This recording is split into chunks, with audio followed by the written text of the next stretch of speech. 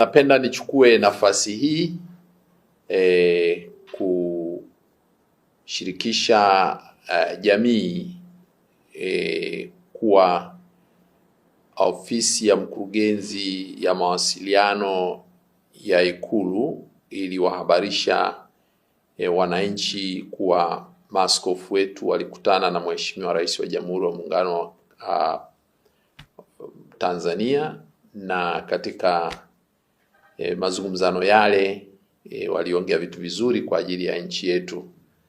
Kwa hivi nilitaka kutaarifu pia jamii kuwa maaskofu wameniagiza, hasa Rais wa Baraza la Maaskofu Katoliki Tanzania, ambao ndio walienda kwa kuwakilisha baraza zima kadiri ya maamuzi yao na utaratibu wao. Moja, nikituweke bayana kwamba hili kutano kati ya Maaskofu Katoliki Tanzania tarehe 10 Agosti 2026 lilikuwa ni ombi la Maaskofu Katoliki, na walifanya ombi hili katika kikao chao cha mwaka ambacho walikaa tarehe 18 mwezi wa 6. Walifanya maamuzi hayo kumuomba rais akutane nao, na hivi lilikuwa ni ombi la Maaskofu Katoliki Tanzania, na ndio walioomba, wala hawakuitwa, waliomba wamuone rais. Na hii ilifuatia waliomba mwaka jana. Kwa bahati mbaya rais alikuwa ana majukumu mengi, na waliomba muda ule ule, waliomba wakutane naye mwezi wa 8 kabla ya uchaguzi wa 2025. Rais kwa bahati mbaya akasema ratiba yake imembana, hataweza kukutana nao. Lakini kwa kuzingatia yaliyotokea kwenye uchaguzi mkuu na hali halisi ambayo Watanzania wanayo ya kisiasa, mwaka huu maaskofu wakaamua tena wamuombe rais wakutane naye ili waweze kumshirikisha mtazamo wao juu ya hali tulionayo kisiasa nchini, kutokana pia na kwamba waliweka bayana kwamba ili tutoke katika hali hii inabidi kwenda katika kusimamia ukweli na vile vile kutakana msamaha, kusameheana na hata kuponya nchi. Kwa hiyo kwa Kiingereza tunasema to admit the truth and then reconciliation, healing the nation. Kwa sababu haya kadiri ya viongozi wetu wa dini, mambo muhimu sana ambayo waliona wajadiliane tena, pamoja kwamba walitoa msimamo wao, tafakari yao walichokuwa wameamua mwaka jana tarehe 15 Novemba 2025. Walitoa mapendekezo yao na mawazo yao na kinacho kadiri ya wao wanavyoona inafaa kifanyike, lakini bado wakaona ni muhimu tena waongee na rais wa Jamhuri ya Muungano wa Tanzania. Na kwa kweli wameshukuru sana kupokelewa na rais wa Jamhuri ya Muungano wa Tanzania. Ameacha shughuli zake, amewapa mazungumzano ambayo yameenda zaidi ya saa 1.5. Kwa hiyo imekuwa ni mazungumzano mazuri kati yao, na wameweza kumshirikisha wao wanasema nini juu ya hali tulionayo ya kisiasa, na wamempa andiko rasmi ambalo lina kurasa kama 4 hivi, ambalo wamemkabidhi, wamemsomea lote na wakamkabidhi, na halina tofauti sana na lile tamko au ujumbe wao walioutoa mwaka jana mwezi Novemba tarehe 15 2025. Kwa hiyo tupenda wananchi wafahamu kwamba lilikuwa ni ombi la maaskofu, hawakuitwa, walienda wao wenyewe wakiona ni muhimu kwa taifa kufika mahali tuweze kukubaliana na kilichotokea ni kitu gani, tukilani hicho hasa cha mauaji na uharibifu wa mali. Halafu basi maaskofu wanasema sasa tufike mahali tuponye nchi na mambo mengine yaendelee, na hayo yaliyosababisha watu waingie katika hali za kuandamana na nini, basi na yenyewe yashughulikiwe. Kwa ufupi niliweke hilo bayana, na tunapenda Watanzania wawe na imani kwamba ujumbe wa maaskofu tuna imani utafanyiwa kazi, na wawe na usikivu, waisikilize serikali inavyoelekea katika kutatua mkwamo wa kisiasa tulionao nchini. Nilipenda niishie pale. Hebu tuambie hali ya mkutano huu ilikuwaje kati ya rais pamoja na viongozi wa Baraza la Maaskofu?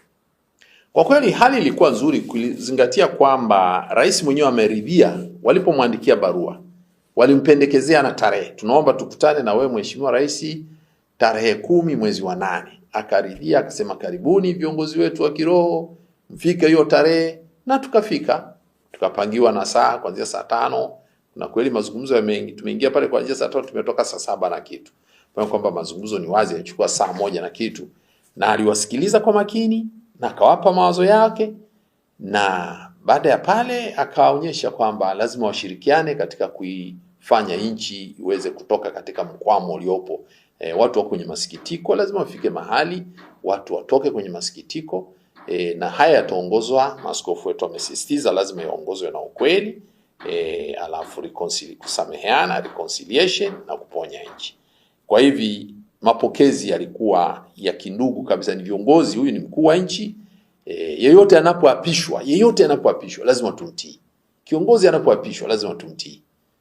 Kwa hivi viongozi wetu, maaskofu wanamtambua huyu ndio mkuu wa nchi. Wanamtambua huyu ndio mkuu wa nchi, the fact kwamba aliapishwa kama mkuu wa nchi, na hiyo ndio namna ya kupata uongozi wa nchi. Na sisi katika maandiko matakatifu na hata katika katiba ya Jamhuri ya Muungano wa Tanzania tunakiri kwamba lazima tuongozwe na serikali, na maaskofu walifanya hivi kwa makusudi mazima kwamba wao wana jukumu la kufundisha watu juu ya maadili yanayowasaidia watu kuwa na utu na kuishi kama wanadamu ambao wana mshikamano. Lazima watu waishi kindugu. Ni kazi ya maaskofu kufundisha, na hili hawahitaji kuomba ruhusa kwa mtu, wanalifanya. Ndio maana wanatoa matamko, wanatoa mahubiri. Sasa na wanapotoa matamko na mahubiri, kwa kweli wao waingilii mtu, wanatoa tu kwamba sasa hivi jamani, tupendane, tuheshimiane, tusikilize wakubwa katika yaliyo haki, tufuate haki za binadamu. Haya wanafundisha viongozi wetu wa dini, na hichi rais hajakisema kwamba hakipo, kipo. Lakini pia tunajua hayo yaliyotokea tarehe 29 Oktoba 2025 ni kitu ambacho kwa kweli kimesononesha wengi, kimesikitisha wengi, na ni kitu ambacho kimeharibu kabisa mahusiano kati ya watu na serikali, kati ya watu na watu, na hatuwezi kuendelea na hali. Kwa hiyo lazima tufike mahali, maaskofu wanasema kwamba lazima kurekebisha hii hali. Hatuwezi kuacha dhambi tutawale, lazima tutawaliwe na wema na upendo.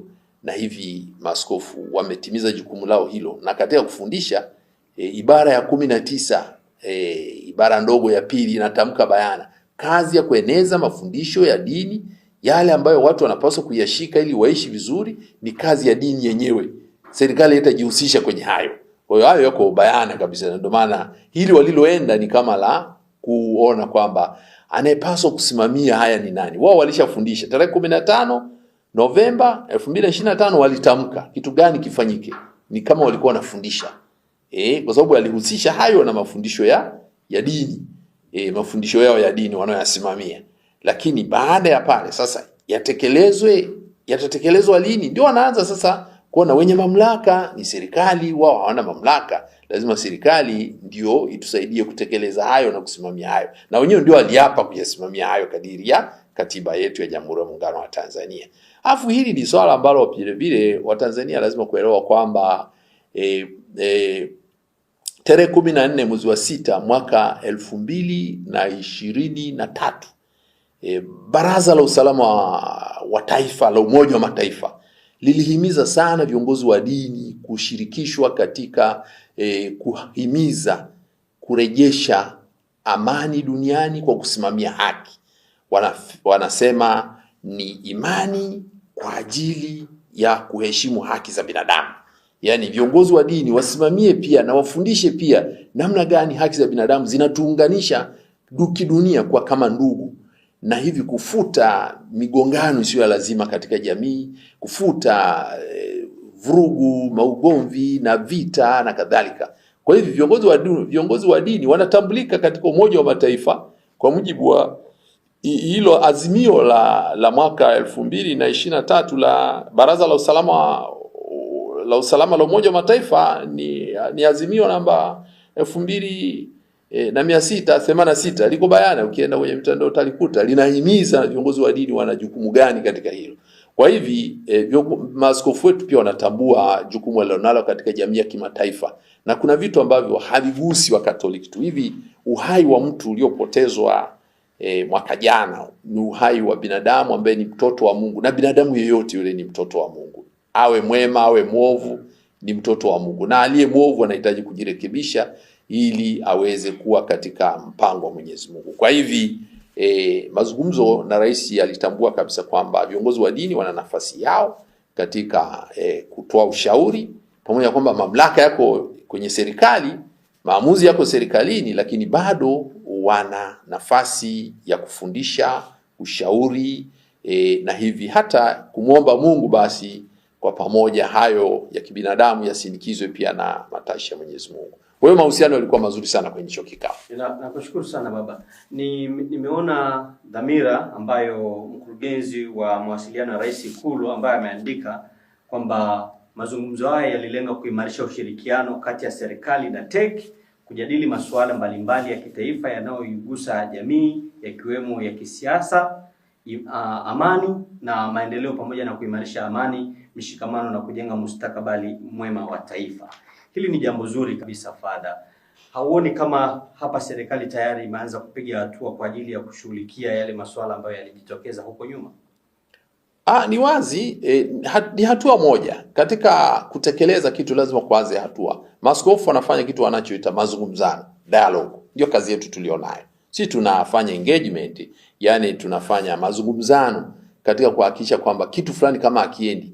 Na unapoona kinafanyika hiki, kuna mengine yameshafanyika mengi tu ambaye hayajaandikwa humu na hajatangazwa.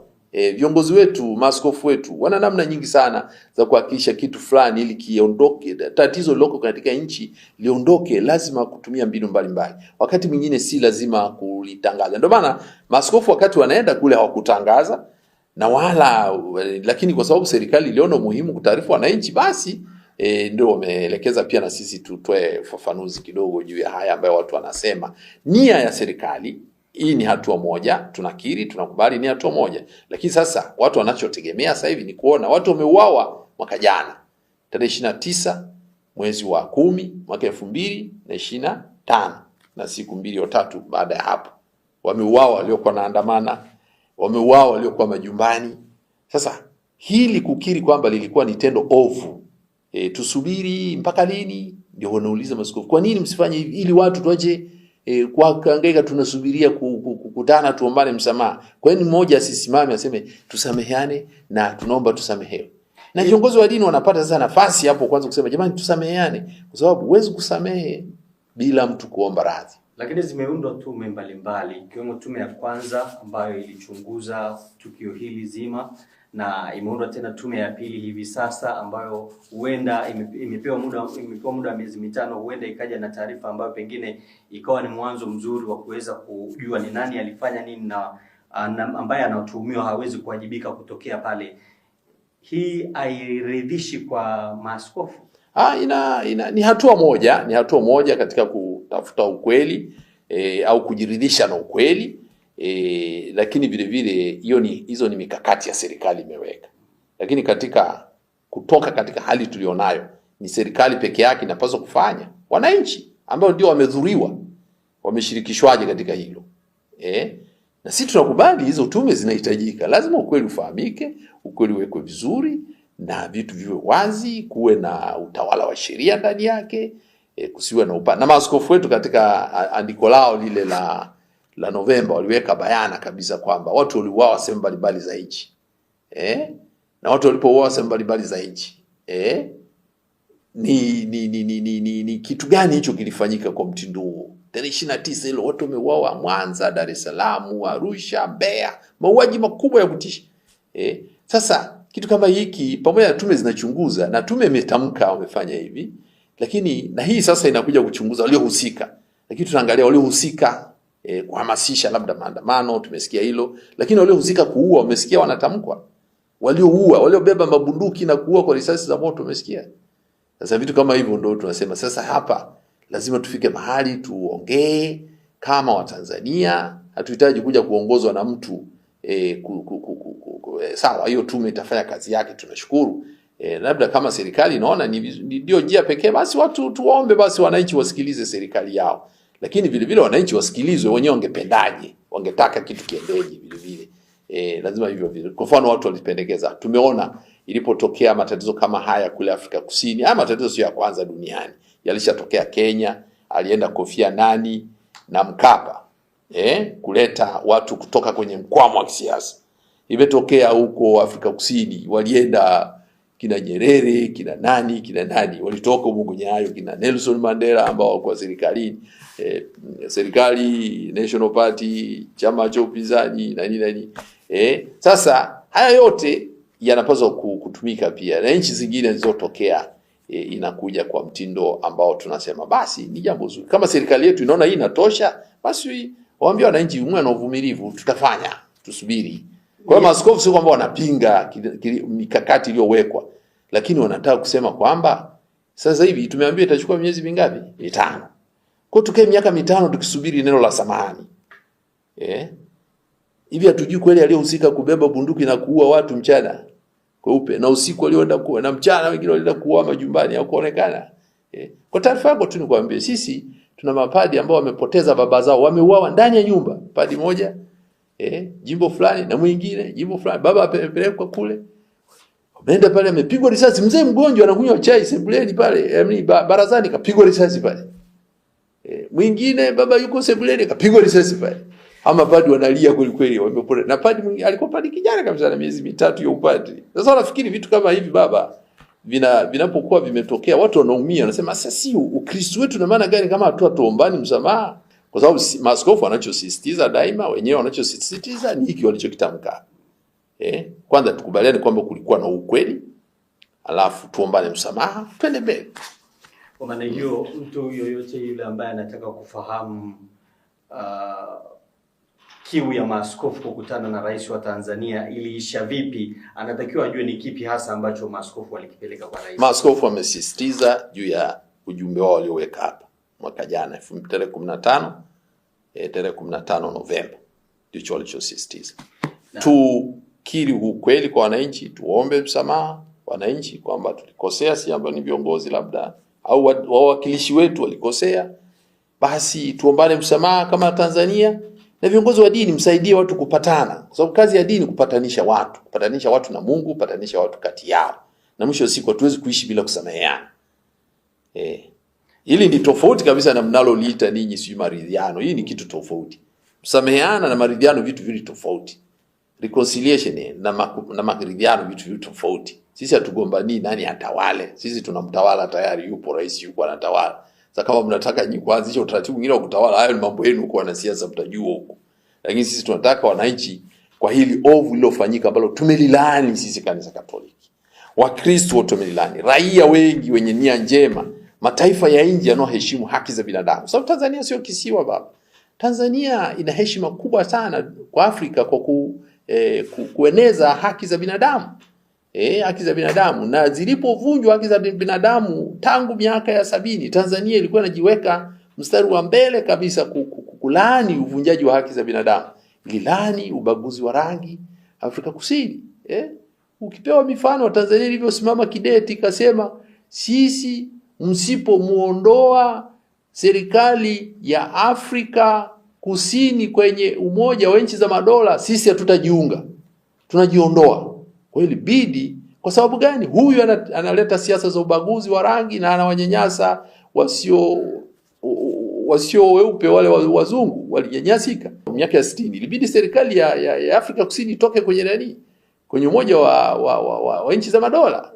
Lakini vile vile Tanzania iliweza kusababisha mchezo nchi 33 zisishiriki kwenye Olimpiki kwa sababu nchi ya New Zealand ilienda kucheza na South Africa. Wakasema hapana, hii nchi haipaswi kushirikishwa vitu hivi kwa sababu hao ni wabaguzi wa rangi na wanawateza wa Afrika.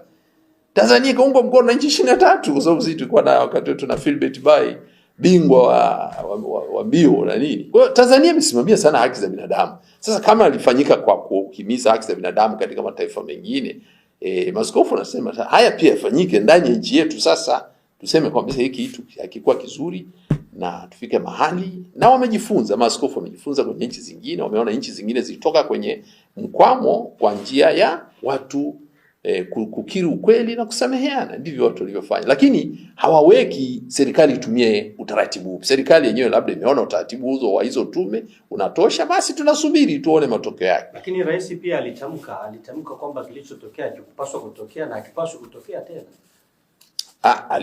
Alisema hayo, lakini bado hajasema samahani kwa niaba ya watendaji wake. Umesikia amesema samahani kwa yaliyotokea? Tumesikia rais amesema samahani kwa kukata mtandao wa internet, na mataifa wamefanya biashara wa mataifa mengine wakisema tunashukuru kwa kuomba msamaha. Lakini mauaji ya wananchi, umesikia rais amesema samahani kwa yaliyotendwa na polisi au walioua wale, wawe polisi au sijui nani, labda wenda watu walijivalisha manguo. Ndio tume hizi tatuambia waliovaa hizo nguo na walikuwa wanaua watu, mtu anakimbia anapigwa risasi mgongoni. Sasa unajiuliza huyu ni polisi au mtu amekaa nyumbani? Tunajua sheria za kimataifa zinasema unapomkuta mhalifu amekaa, mfunge pingu. Kama hana silaha na hataki na hakudhuru, mfunge pingu. Lakini unaona mkuta amekaa unampiga risasi anakufa. Sasa ndio namna za kulinda vitu kama hivyo. Sasa serikali labda bado inachunguza, kwa hiyo tusubirie, tutayasikia. Kwa sasa hivi kuna utulivu fulani ambao tayari umerejea, na unaweza kuona hata ile purukushani za kwenye mitandao ya kijamii, utulivu ni mkubwa. Taswira ambayo baraza inaliona kwa taifa la Tanzania kwa sasa ni ipi? Baraza lenyewe linachukulia hali kama ilivyo, na maaskofu hawezi kuwa na mtazamo tofauti na wananchi, lakini ovu kama hili limefanyika lazima likemewe ili na lilaaniwe. Hili ni ovu. Tusitoke kwenye mstari wa uovu. Msipolikemea na kulilani litakuja kurudia. Unanielewa hilo baba? Litakuja kurudia. Na sio mara ya kwanza maaskofu kukemea kitu kama hiki. Bushiri aliua wamisionari mwaka 1887 Pugu. Walitoka mapadri wa Bagamoyo, wenyewe walikuwa Faransa. Waliouao walikuwa Wajerumani. Mapadri wa Faransa kama wawakilishi wa kanisa Katoliki mwaka 1887 wakaenda kuambia serikali ya Mjerumani, wanaenda kumwambia Bushiri, wale wa misionari waambia Bushiri, kwa nini umewaua hawa wa misionari wa Pugu? Bushiri, mtawala wa wenyeji wa pwani, akasema nimewaua hawa kwa sababu wanashirikiana na huyu aliyevamia nchi yetu. Nani huyu? Mjerumani. Lakini wale wako sawa na sisi. Sema mbona wanakaa pamoja? Kwa hiyo kanisa lianza kutetea na kulani mauaji leo. Limeanza siku nyingi. Imetokea vita vya Majimaji, hali wa misionari walikaa wakafanya kitu kama hicho. Yametokea mauaji Pemba mwaka 2001. Maaskofu wamelaani, tena waliungana na BAKWATA na CCT, wakatoa andiko kabisa na wakapeleka tarehe 8 mwezi wa pili, wakakabidhi andiko serikalini. Na kulani kwamba tunaomba haya yaliyosababisha hiki chama kingine ambacho kijarizika na wakaharibu, labda wakafanya hivi na wakaandamana au wakasijua kulikuwa wanaenda wapi kufanya nini, wakauawa. Sasa tunaomba hiki kisirudie, ili kisirudie, tusiharibu nchi yetu kama kisiwa cha amani. Ndio waliotumia lugha hiyo kwenye hiyo barua ya maaskofu. Zipo hizo nyaraka. Hiyo mwaka 2001 Pemba, tarehe 8 mwezi wa pili, waliandamana tarehe 20 ngapi, 27 hivyo mwezi wa kwanza 2001. Kwa hivi maaskofu hajaanza kuongelea kitu leo.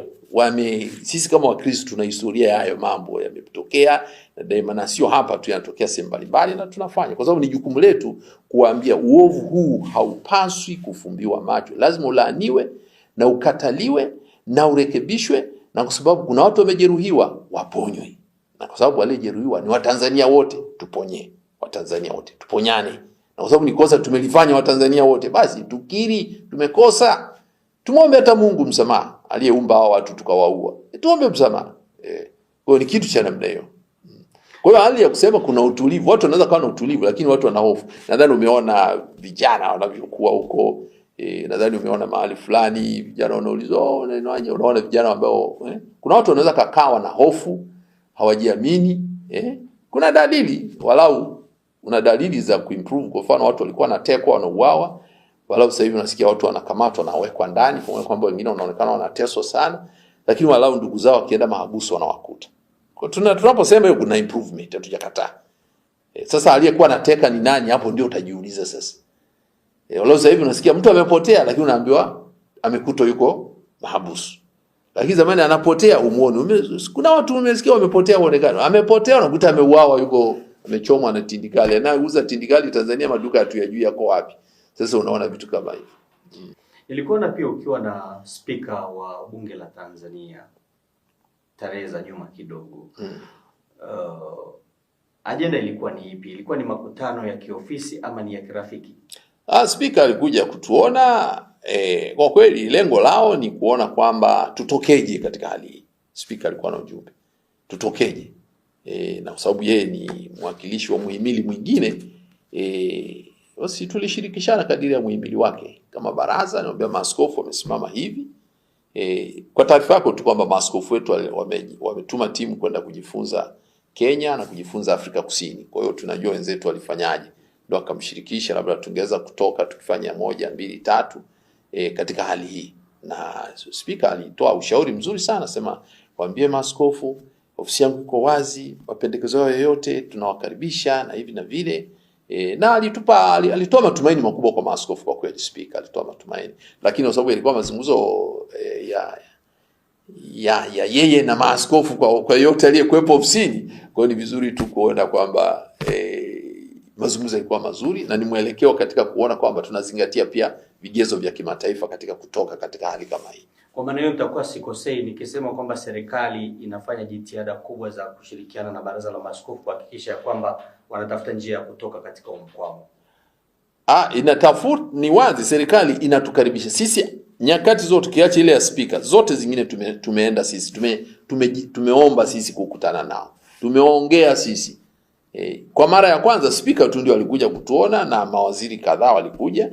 Ofisi ya waziri mkuu pia ilituma waziri mmoja kaja, lakini tukasisitiza msimamo uko hapa.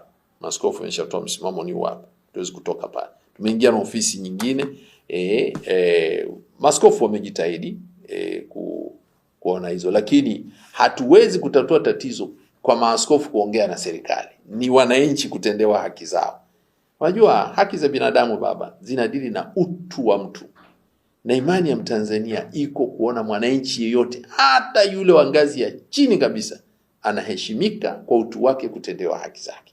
Sasa maaskofu hawezi kusema wananchi usione kwamba maaskofu wameongea na serikali kwa hiyo yaishi. No, aliyeumizwa na aliyeteswa, mayatima huko Bungo si wapi wale watoto wameuawa ambao hawana mtetezi. Kwa hiyo sisi tukae tukimya tuseme tumeyamaliza kwa hiyo sisi sio wabeba uhai wa watu. Walio ambao watoto wao wameuawa, ndugu zao wameuawa, wazazi wao wameuawa, vitu kama hivyo. Basi ili ni tatizo ambalo ni tatizo kubwa. Pamoja kwamba watu wanaweza kalifanya liwe tatizo dogo, lakini kadiri unavyopuuza Mungu unajitakia madhara makubwa mbeleni. Kwa kuhitimisha safari hii baba, ni upi wito wako sasa, kwanza kwa serikali na wananchi pia? Kwa wananchi washikamane na serikali wakiongozwa na ukweli, na serikali ijali sauti na vilio vya wananchi. Ni wazi tunaona wapambe wa kwenye mitandao na nini ambao vile vile tusipoangalia wanaweza kavuruga zaidi utamaduni wa kuwa watu wa kweli. Kwa sababu uongo mwingi unapita kwenye mitandao na nini, na tunajiuliza anayevigharimia hivyo ni nani. Sasa unaona kuna vikundi, unaona kama vimepangwa. Kuna vikundi vimepangwa kushambulia huyu kwenye na mitandao sasa hivi ina nguvu sana, ambayo katika lile azimio la 2023 la Baraza la Usalama wa Mataifa, Baraza la Usalama wa Umoja wa Mataifa, walisema haya mambo yanayovuruga ukweli katika dunia yanasababisha vile vile dunia kutokuwa kwenye amani. Unaona mtu anaanzisha vikosi vyake vinaitwa si vikosi gani, anaachwa tu. Mtu anaita kikosi si kikosi gani. Nchi tunajua sisi tuna vikosi vya kuleta ulinzi na usalama. Tuna vyombo maalum. Tuna jeshi la wananchi ambalo linaangalia mambo mapana zaidi. Lakini haya yanayoshughulika mambo hayo wa watu, tuna polisi. Alafu tuna vyombo vingine vya usalama vinavyofanya kazi kwa taratibu zake ambazo wananchi wanafahamu. Sasa mtu mmoja anaamka tu, uone akikemewa, uone kifo. Mwingine anaamua yani kumtukana fulani tu. Mwingine anaamua yani kutukana watu tu na anaachwa. Sasa na anafahamika ni fulani. Na wanaachwa tu. Na wengine wanashambulia. Sasa unajiuliza, hii unashambulia serikali au unashambulia chama au unashambulia watu? Sio utamaduni wa Mtanzania. Watanzania tulikuwa tunaishi katika kupenda ukweli. Na ukiwa kiongozi ukumbuke wewe kiongozi wa dini, kiongozi wa serikali, lazima ukubali kuwasikiliza wananchi. Wananchi wanachosema kizuri, kitamu kusikiliza, kichungu kusikiliza, lazima usikilize. Na huo ndio uwajibikaji. Ibara ya 8 nasema utawala wa nchi uko chini ya wananchi. Utawala wa nchi uko chini ya wananchi. Na wananchi ndio wenye mamlaka ya kutawala nchi yao. Wewe wamekupa tu dhamana. Lazima wasikilize, uwaheshimu. Mamlaka yote yako kwao. Sasa unapoyapora yale mamlaka kuwafanyia chochote unachotaka, kwa kweli inakuwa ni kukosea utu wa Mtanzania na kukosea ubinadamu. Si nchi yetu ina historia yake nzuri. Na hiyo historia nzuri ya kuheshimu serikali, kufanya kazi na serikali, hilo ndio ambalo tunaomba wananchi vile vile tukiongozwa na katiba, haki za binadamu. Kuna vigezo vya kimataifa ya namna kujitawala. Kuna vigezo vya kimataifa namna kujitawala. Hata tukisema tujitoe siju kwenye umoja, kutokubanwa na haki za mkataba wa haki za binadamu wa Afrika, au hata hizo umoja wa mataifa tuzitaki, si tunajiondoa au tunatoka, sawa mkijitoa, lakini ubinadamu uko pale pale. Tanzania sio kisiwa, tutahitaji kushikamana na mataifa mengine, lakini kuna vitu tukijitoa tunajizalilisha kimataifa. Tanzania ina heshima kubwa. Ni swala la kufanya, ndio maana watu wanaita ni kufanya mapatano kati yetu, kuombana msamaha, kufanya mapatano, maisha yaendelee. Na wakifanya hivi nchi itaenda. Nchi itaenda. Afrika Kusini walipofika kipindi kile, walisema tukubaliane ukweli. Afrika Kusini walichofanya, wakakubaliana, kila mtu akakiri ukweli kwa upande wake, sisi tufanye maovu haya na sisi tufanye maovu haya, tusameheane, wakasameheana. Tuanze kujenga nchi mpya. Tusirudie yale leo tugombanisha. Wakatengeneza utaratibu wao. Hata wakupelekana hata mahakamani. Hawakupelekana hata wakati ilikuwa ni Nuremberg, sasa hivi ni Hague. Hawakupelekana hata huko. Yakaisha. Ni kweli kuna vitu vingine vitaendelea kurekebishwa taratibu, lakini waliishia pale. Hakuuliza mtu aliyeua wale mauaji ya Sharpeville alikuwa nani, tunaomba wawekwe ndani. Walisema yaishi, yakaisha. Lakini walisameheana, kwanza walikiri ukweli wakasameheana. Wewe ndivyo walivyofanya wenzetu Afrika Kusini. Sasa sisi ni kisiwa, yamefanywa haya, tukiri mambo yaende. Lakini tuwe na imani kwamba Watanzania ni waelewa, na serikali iwaamini na kuelewa Watanzania. Watanzania ni watu waelewa, ni watu wavumilivu, hawajazoea kufanya vurugu kwa kutumia silaha. Hata wale waandamanaji mwasemeje, sikuona mwandamanaji aliyekamatwa na polisi waliwaweka ndani sijui 100,000 ngapi sijui. Sikuona watu kusikia wamemkamata mmoja mwandamanaji alikuwa na silaha. Labda hawakutuambia, lakini walau wangekuwa na silaha tungeambiwa. Lakini waliobeba silaha tukuona hata mmoja aliyewekwa ndani. Kwa hiyo wenyewe hawakukosa. Kwa hivi ni vizuri pia kukubali kwamba kwa hali tuliopo sasa hivi, ili tuweze kutoka kwenye hali hii, Watanzania tukiri ukweli, tuombane msamaha, tujenge nchi yetu, turekebishe yaliyotufanya tukakosea.